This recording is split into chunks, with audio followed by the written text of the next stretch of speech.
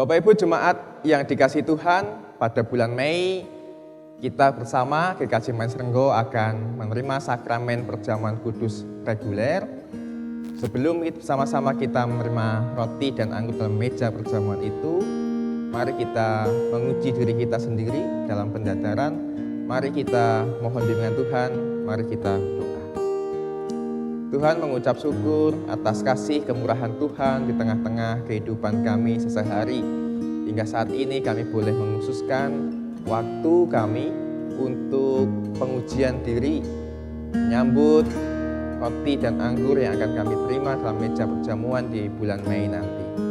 Biarlah Tuhan tetap memberkati dan menolong kami, supaya kami benar-benar menyiapkan diri kami, sehingga kami benar-benar layak untuk mengikuti perjamuan kudus, menikmati tubuh dan darah-Mu melalui roti dan anggur yang akan kami makan dan kami minum. Tolonglah kami ya Tuhan, dalam Kristus Yesus Tuhan kami berdoa. Amin. Pengujian diri saya ambilkan satu ayat dari Injil Matius pasalnya yang ke-21. Injil Matius pasalnya yang ke-21, ayatnya yang ke-18 dan yang ke-19. Injil Matius pasal 21 ayat yang ke-18 dan ke-19, begini bunyi firman Tuhan. Pada pagi-pagi hari dalam perjalanannya kembali ke kota, Yesus merasa lapar. Dekat jalan ia melihat pohon ara, lalu pergi ke situ. Tetapi ia tidak mendapat apa-apa pada pohon itu selain daun-daunnya saja. Katanya kepada pohon itu, "Engkau tidak akan berbuah lagi selama-lamanya." Dan seketika itu juga keringlah pohon ara itu. Bapak Ibu Jemaat yang dikasihi Tuhan, berbahagialah kita yang membaca, merenungkan, dan memelihara firman Tuhan dalam kehidupan hari lepas hari. Perikop kita ini perikop yang berbeda tentang bagaimana menunjukkan sikap Yesus ketika melihat pohon ara ini tidak berbuah. Kita mengenal bahwa Tuhan adalah Allah yang sabar, Allah yang penuh kasih sayang, Allah yang selalu memberikan kesempatan kedua bagi setiap yang dikasihinya. Tetapi melalui pohon ara, Yesus mengutuk pohon ara ini seolah-olah menunjukkan sisi lain Yesus. Kenapa Yesus dengan seketika mengutuk atau mengatakan bahwa pohon ara ini tidak akan lagi berbuah untuk selama-lamanya dan mendatangkan kekeringan kepada pohon ara ini?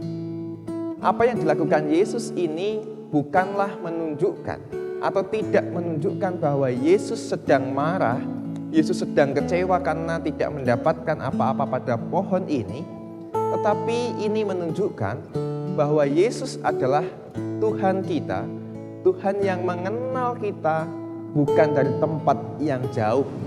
Yesus mengenal kita dari tempat yang dekat, dan Yesus sangat mengenali kita. Mengapa Yesus mengatakan bahwa kamu tidak akan lagi berbuah untuk selama-lamanya kepada pohon ara itu? Karena Yesus juga mengetahui bagaimana pohon ara yang sehat, bagaimana ciri-ciri pohon yang bisa menghasilkan buah. Dan ketika Yesus mendekat pada pohon ara itu, Yesus bukan kecewa karena tidak ada buah pada pohon itu.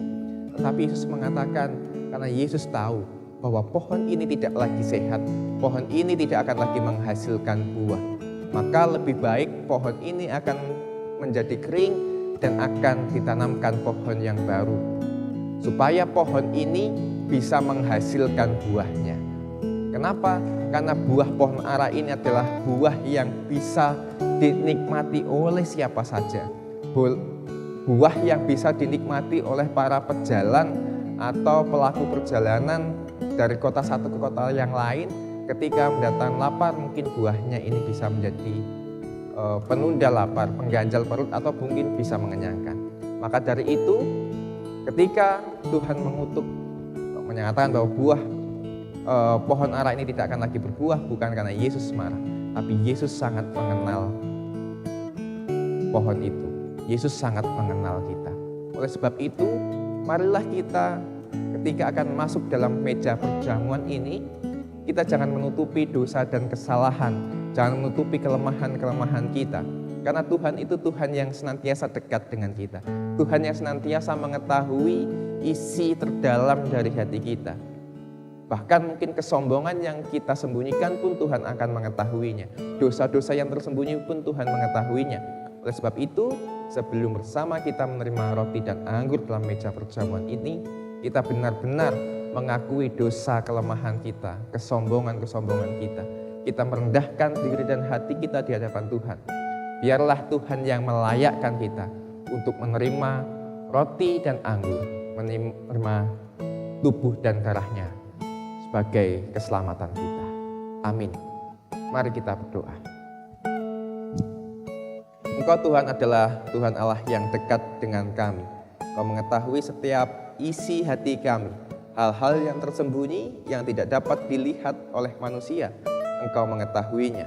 Oleh sebab itu ya Tuhan, ketika kami akan masuk dalam meja perjamuan, makan dan minum bersama dengan Engkau, biarlah kami memiliki keberanian untuk hidup jujur di hadapan-Mu, hidup dengan kerendahan hati dan diri kami di hadapan-Mu.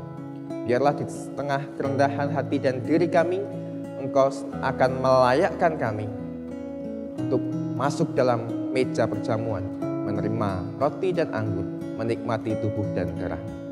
Ya Tuhan, inilah diri kami. Tolonglah kami. Dalam Kristus Yesus kami berdoa. Kami memohon. Amin. Selamat mempersiapkan diri untuk menyambut perjamuan. Tuhan Yesus memberkati kita sekalian. Salam sehat, tetap tangguh, dan Tuhan memberkati.